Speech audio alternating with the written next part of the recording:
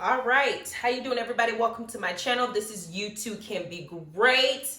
This episode of Real Housewives of Potomac was something else. This is gonna be a long review, okay? Y'all need to just go ahead and sit down, get your coffee, get your popcorn, get your tea, get everything you need to get comfortable, because it's gonna be a long one. I have a lot to say, because the last review I did, I had a lot of people post, because I read you guys' comments. I care enough I want to hear your opinion about the situation. I want to hear what you have to say about what your perspective was when you watch a show just like me. I like listening to it, because sometimes I can put two and two together, and then it can maybe say, okay, you know what, maybe I should have considered that, or no, I'm sticking with this.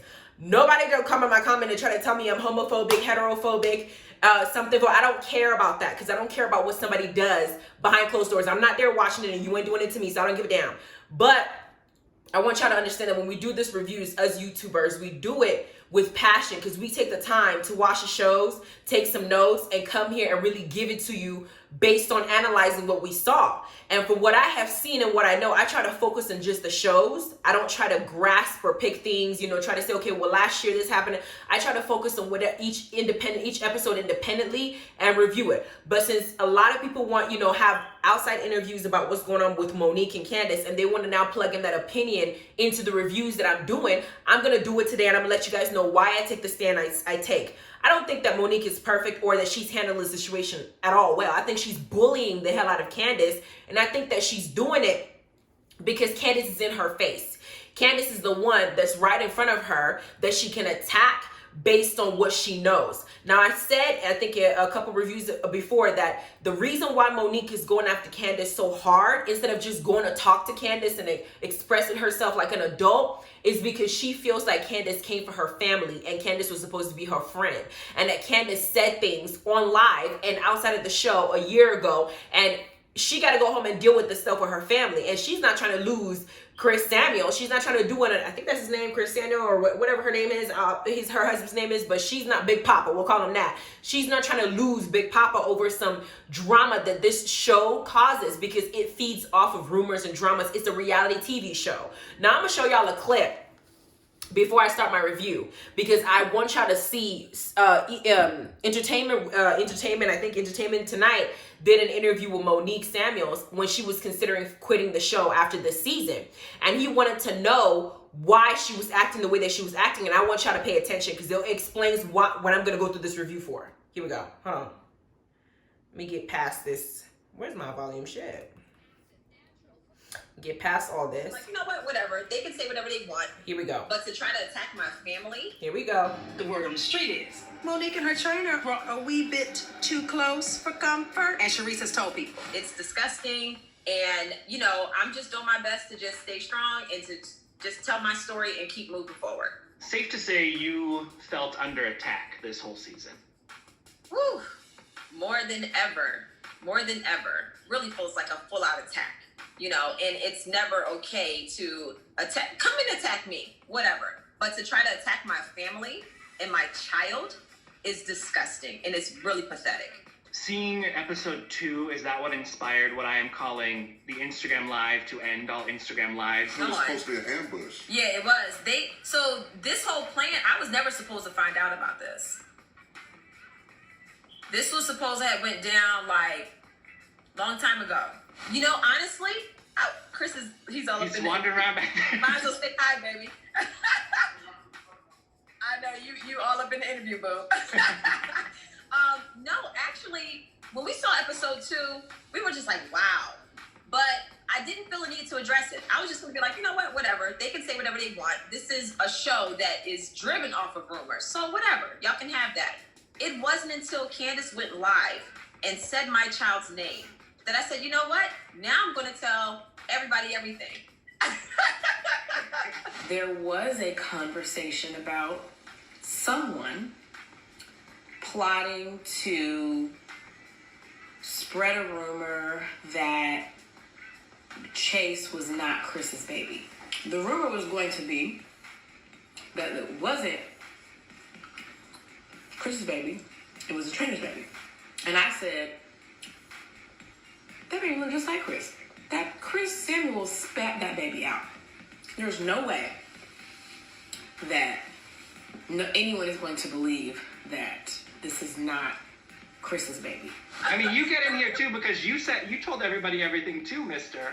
You know, once my child came up, I was literally to the third power of angry and upset. And I was just so floored and so upset about bringing a child in and hearing about this nasty plot and rumor just to take my wife down. I'm the man in this house, and the first instinct is to protect your family. And to see my wife's character, you know, get slandered on TV, to see my child brought into it. I mean, this is below the belt, lowest of the low. I'm heartbroken. I'm upset. I'm angry. I'm the one up at night. She's sleeping like a baby, and I'm jealous. So, I mean, that's where I stand on that. In that Instagram live, you He just hijacked my interview. in that Instagram live, you have a pile of receipts of kind of this plot against you. So what it was is this all started 2 years ago. So this particular person who was creating this whole mess started reaching out to my friends and producers and cast. So what I did back then, I started gathering all of my receipts. I started asking them to give me statements as to what conversations they had with that person. And I held on to everything just in case I needed to get legal and go after her for defamatory remarks. And, you know, so I made sure I had everything ready. And this friend has never been a cast member. This is somebody you knew before the show, right? This is not somebody that the audience is super familiar with. They're familiar because they've seen this person on the show season 2. Right. So the one thing that stood out to me when I first told this friend that I was going to be doing the show, her response was, I knew you would always be the one to make me famous. And I should have went with my instinct then, because something hit me when she said that. And I was like, that's a little weird. No congratulations. No, that was a little weird. And then this person went and looped Charisse into this mess, it seems. Yes, she called Candace. Candace talked to her for 2 hours. And then she forwarded or exchanged numbers with her and then Charisse. And then it just took off from there. Do you think Charisse took the bait because she wants back on the show? Absolutely. Absolutely. Charisse is that person where she'll feed you a bunch of stuff and she'll try to get other people to do her bidding so that she can always remain and look innocent. I know how she works. So I'm not falling for it. I did not know that you all had that much beef. We'll talk later. What did you make of Candace saying she didn't know that you and Charisse had this whole history, this drama, when Candace was around in season 3 when things really fell apart? Candace knew exactly what was going on. And when she made that statement, you'll see in my expression. And I said, screw it. I'm not playing this game. And I called her out every step of the way. Okay, so now that we see that, I wish I could find the one where Andy had interviewed Candace about after the fight and asked Candace why she basically tried to provoke whatchamacallit. Let me see if I can find it. Hold on, because I need y'all to because when I feel like let me basically fix this commercial thing here. Excuse me, because when I have an opinion and I have a strong opinion, I already know certain facets of the situation. And so I basically try to analyze it from all angles. I don't know these people from a can of paint. So I have to basically get my opinion based on what I've seen, because we don't get to see the whole thing. Hold on, it's about to start. It's our virtual audience. So let me hold on. Yeah, Bridget. However, petition. Let's move on. Yeah. Where is Or Robin and Juan. Robin and Juan. Hold on. What concerns me about Jamal and That's accurate. I think we as a group wants to know what you thought of Robin's pivot when H wants to know your thoughts on Monique's new song Drag Queen. sick that she would try to spin it and make it about, I was writing a song about standing up to We're already married. Which housewife would you want to ask? Zone with players whose understanding of bubbles begin. Seems like she's a good time. Hold on. Wendy's been very Karen Huger for sure. Definitely. Get you ready to rumble. Yeah. Williams for sure. I'll say Robin Dixon for sure. Saying. So's Candace, that's all I'm saying. Okay. So's Candace. Well, I want to thank Candace and Michael and our virtual audience. Oh, yeah.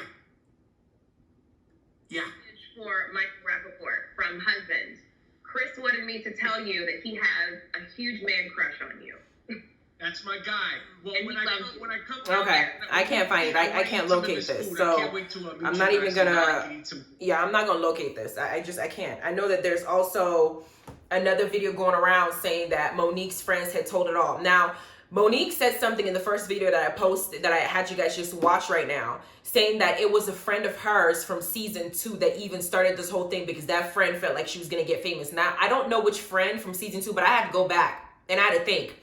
I remember a friend that came over when Monique threw her first like housewarming party or whatever, and Giselle came, and her and Giselle got into it where she said, you don't even think, like, you don't even want to be here, so just go ahead and leave. And that friend was there to kind of create that drama between her and Giselle, because Giselle was saying something snide, talking about her house in her own home. And the friend, maybe that's the friend that Monique is referring to. I'm not sure. If y'all know who the other person is, then let me know in the comments below. But that is basically where the root of it started. But it seemed like that whoever that friend was went and tried to contact every single person on the show that Monique may have come in contact with and try to get themselves on the show by starting a whole new room and bringing someone's child in the conversation.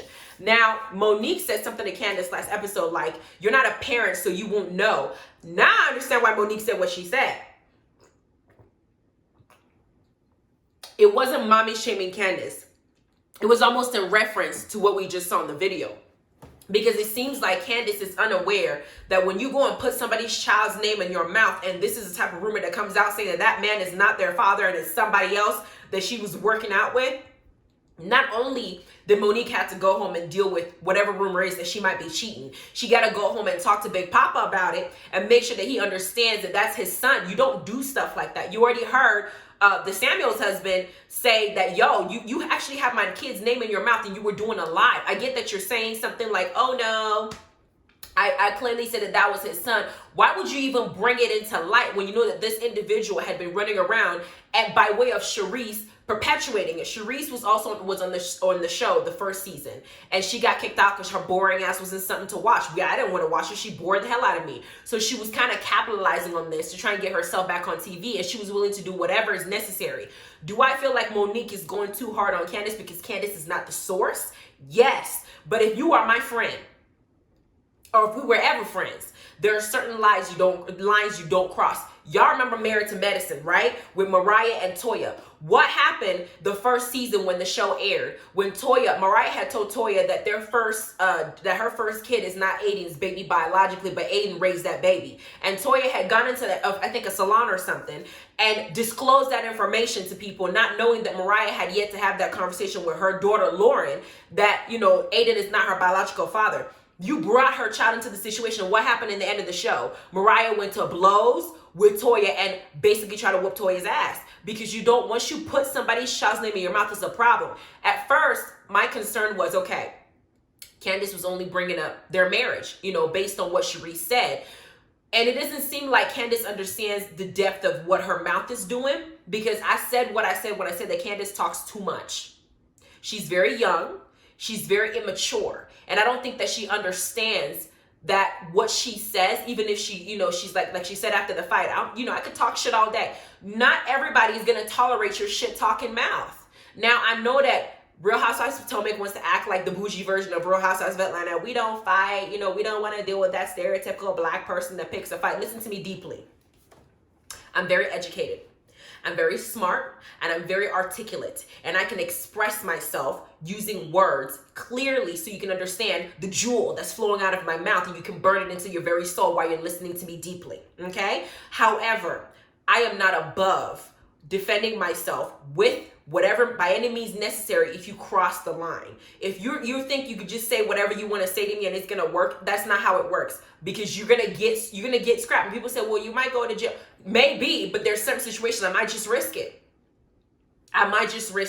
Because y'all heard, drag me, Monique, you gonna drag me? That fight that happened, I will be honest, Candace put her finger in Monique's face first. Monique swung on Candace first. That is a fact. Monique, Candace was saying, are you gonna beat me up now, drag me, and Monique was saying, yo, get your fingers out of my face. And then she started touching her hair, and then she swung. Monique was the perpetrator when it comes to who hit who first. Candace was the perpetrator when it comes to who's taunting somebody. Monique is not feeling you right now. She's been picking on you the last episode. I thought she was going too far. I would have preferred Monique go and have a adult conversation with Candace. I would have preferred that prior to all this nonsense happening, prior to all this pettiness happening. But having watched that interview from Entertainment, I understand that it's not just about Charisse being friends with Monique or being friends with Candace. It's more so like you went too far with what you're doing, with your behavior. And when the fight happened, I have to say, Candace got her ass whooped. She did. Monique and her skinniness got hands. She beat the hell out of her. She didn't even she almost grabbed her weave, her wig. She tried to pull it out of her very soul through her scalp. She was not letting that hair go. Now, everybody in that group knows that Candace runs her mouth. And even Robin say Candace talks too much. But I think all these women are trying to go with the whole, we have worked so hard to be this posh people. We don't want to be associated with people of violence. We have that stereotype that African-American people fight all the time. Excuse me, African-American people have to deal with a lot of stuff in this environment, in this country. We have to deal with a whole lot of the stereotypes and perception of who we are, that some of us walk into a situation feeling like we have to protect ourselves because nobody else will protect us, especially as women. So yes, we're going to get aggressive in certain situations. It don't matter whether you're this, and that.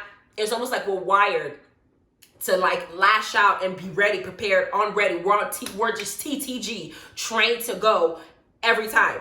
Candace knows that, and I don't think that I think she maybe felt like because she's on TV that, you know, she's around this group of women that maybe she won't be touched. But you're not above getting touched, because she got touched and she did the stereotypical thing. I don't want to deal with the hood rat ghetto person. Candace boo, was it last season that you grabbed a knife trying to attack Ashley when she was in your home and your husband was carrying you away trying to stop you from actually damaging somebody far more than a fist because you grabbed a weapon? So now you want to say that Monique putting her hands on you is ghetto. But wasn't it ghetto when you were doing that to Ashley? Now I understand Ashley should have walked out of her house and stayed out of her house. And Giselle's messy ass should have gone out there and told Ashley, we'll come back in so we can keep this drama going, so I can be a part of it and see how far this can go. And then now it's like the pot to the kettle. Your behavior is just as erratic as the behavior Monique just exhibited. Now I see the lines drawn. Giselle is in the corner acting like she don't start no mess. She blames Candace halfway. Robin completely blames Monique all the way, because Robin at this point is also fed up with Monique and how Monique is handling the situation. I don't think that Monique has expressed to anybody in the group what it is that's the root of the issue, why she's so mad. She doesn't want it to be a bone of contention, especially knowing that Giselle is the shit starting, running her mouth, and Ashley talked too damn much as well. She was the shit talker a few seasons before Candace came into play. So Monique is trying desperately to kind of cancel out this conversation and not make it a running theme for the entire season. So she's not out here trying to talk about her marriage like Ashley's doing right now.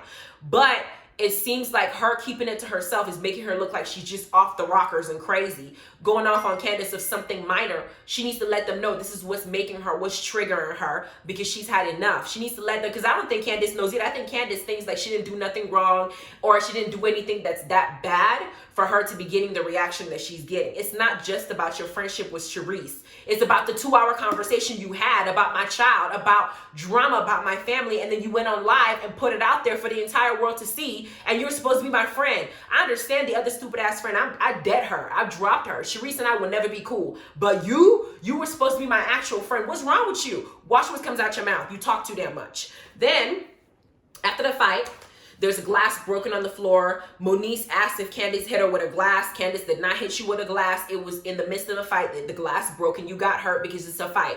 Then we have Candace in the corner still running her mouth. I'm like, Candace, shut the hell up, girl. Then Monique keeps hearing Candace running her mouth. She ends up chasing Candace outside to complete the job because Candace won't shut up.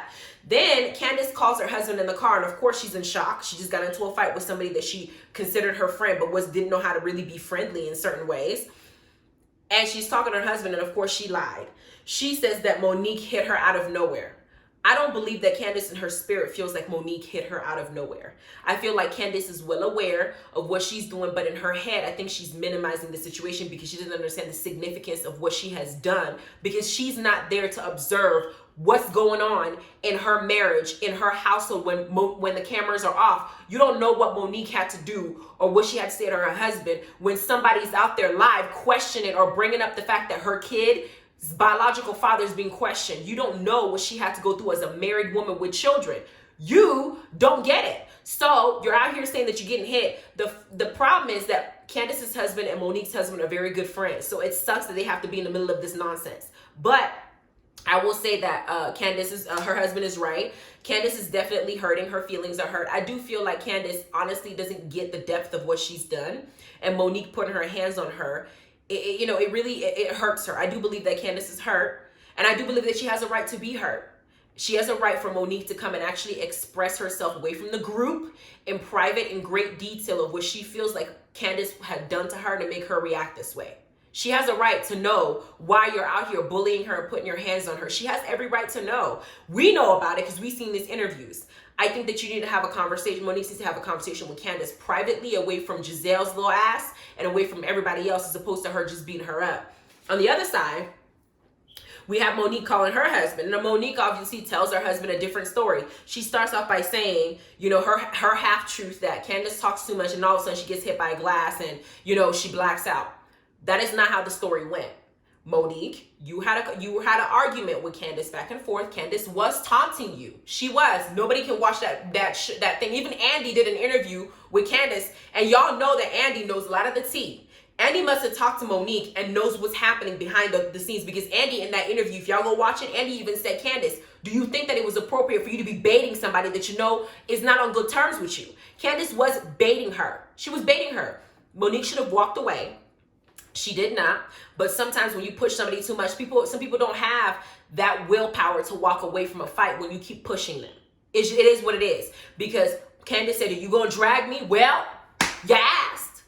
But Monique should have told the truth to her husband and said, but I feel like her husband was embarrassed. He was like, he's not okay with the way that Monique is behaving. And I'm going to tell you why he's not okay with it later on. Then we get to the ladies. I talked about who blamed who. Obviously, Ashley's not on Candace's side because Ashley is not feeling incomplete with Candace. Karen is looking at both of them as you're both at fault, which is true. Giselle said she halfway blames Monique, which is true. Y'all both are grown. You can control yourself. And then Robin is all the way, I blame Monique. Then we get to the next scene. Giselle is packing for Atlanta to see the restaurant that Jamal used the collection plate at church to buy or reopen because he wants to go ahead and bribe his daughters into being okay with their father being with their mother. Now, at first, I was sitting here wondering to myself, why would Giselle's kids be so adamant about Giselle not being with their father? Normally, children will want their fathers to be with their mothers. It can't be just because he cheated. I mean, infidelity happens, but what is it that is making these girls feel like no? Because they seem to be very intelligent girls. And at the end of this, around the end of this episode, I found out why when the dad came into the conversation. I'm gonna bring that up later. So I'm gonna hold that little tea until the end. I'm gonna spare it.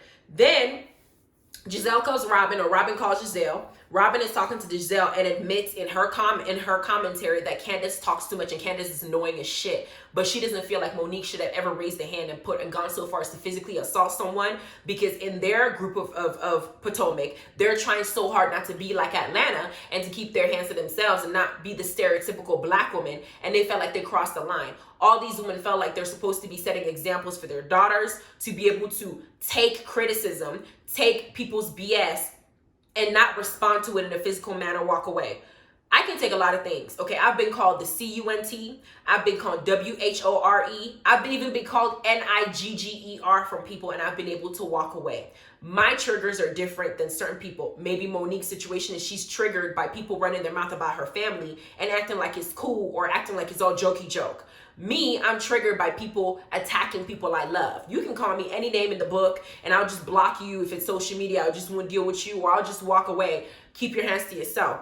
The one thing that might trigger me is if I feel like somebody I love is being attacked, then it's like protection mode. Excuse me? No. You about to be jumped, okay? Then Candace goes home and she's talking to her husband the next day. Candace is talking about how she doesn't know she has a concussion. I don't know if she's building a case. I don't know if she's building a case. It could be a case because it's a physical assault. I don't know. But they're talking and Candace just said that she has apologized to Monique time and time again. And they did show the scenes where Candace have apologized. And she's right. Candace has apologized to Monique about, inviting Sharice over to a gathering, which she has a right to do. But then not giving Monique a heads up that the person that she clearly knows Monique does not appreciate is there. That tells me one of two things. Candace knows Sharice and Monique are not on good terms. And Candace did what she did and deliberately then let Monique know that the girl who's out here running this room or trying to get back on the show, not caring about my family because she already is divorced and her family's broken apart. You brought her into the mix and you don't want to give me a heads up. I'm taking that as shade with you as a friend. But Candace apologized for that. And I feel like that was a good step in the right direction. I did. I feel like it was a very good step in the right direction. I don't know why Monique accepted that apology, but didn't want to address the other elephant in the room outside of, you know, all the group, Karen, Giselle, and saying, yo, it's not just you inviting her to your house and not telling me. Is you doing this live? Is you talking about my kid? Is this, and this? I don't know what Monique's MO is. I don't know if she feels like Candace is supposed to read her mind or something, because I do see Candace apologizing, but I think Candace feels like she's apologizing, but she doesn't know what she's apologizing for. She's apologizing for the things that I think are not enough of somebody to put their hands on you. I don't think that she realizes that Monique is actually pissed off, and her husband, Monique's husband, is actually pissed off that their children were brought into the mix. I don't think that she knows that. I think that she's oblivious to it. And Monique is not expressing that at all. Then Karen and Ray are at their house. It's Ray's birthday, and Karen wants to make him a dinner because it's going to be a way to get them, you know, back together, to have like a romantic situation going because their marriage is on the rocks. And Karen suggested they get therapy, but Ray is like every other typical man. I don't want to go to therapy, counseling. We don't need that. But then Karen puts it in the form of, well, how about a life coach, or, you know, somebody, a relationship coach, which is basically therapy, but it's just the way to make him feel better.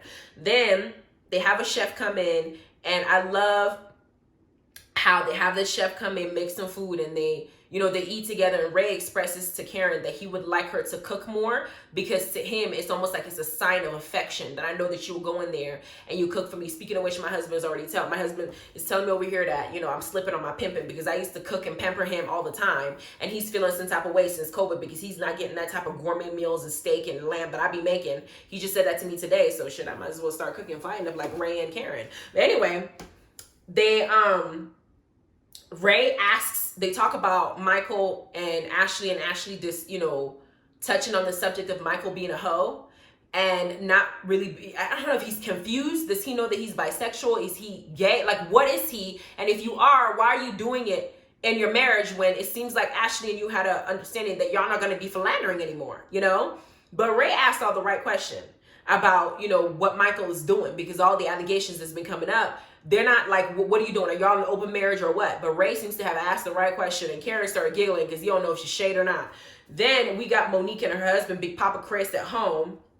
Chris is not happy about the fight at all. And Monique is not listening because Monique doesn't get it. Chris said, as football players, you have to have an image. You know, it's your career. You know, the news picks up on everything. Drama is escalated. I want to have a family that's a family unit. And I don't think that Monique understands that. I feel like she's in her feelings and angry, and she's hurt, probably because she feels like this has gone too far, but she's not listening to her own husband. I don't even think Chris is just worried more so about the image. Chris is also worried about a lawsuit. All this money I'm making, let her go, let Candace go and sue our asses. She gonna take some of, she gonna, you know, pocket some of that. Are you not considering that? Because as it stands, I'm the only one here bringing in most of the income that we all spending everywhere, including your business. You're gonna go give somebody ammunition to come and take more of our money? He's not saying that, but I'm pretty sure that's running through his head because it's running through mine. Then Monique basically said she was provoked, and she was provoked, but she's an adult. She should be able to make smart decisions whether you're provoked or not. You should be able to be sensible as a mother of 3 to make wise decisions than you just made now, because now you look at your husband and he's telling you that he did not like your approach because what you did put your family at risk, and you're not listening to that. So it tells me that you yourself are a bit immature as well. Then Giselle meets up with her dad in Atlanta because they're going to Atlanta to go and check out this new bribery restaurant that Jamal had purchased for them.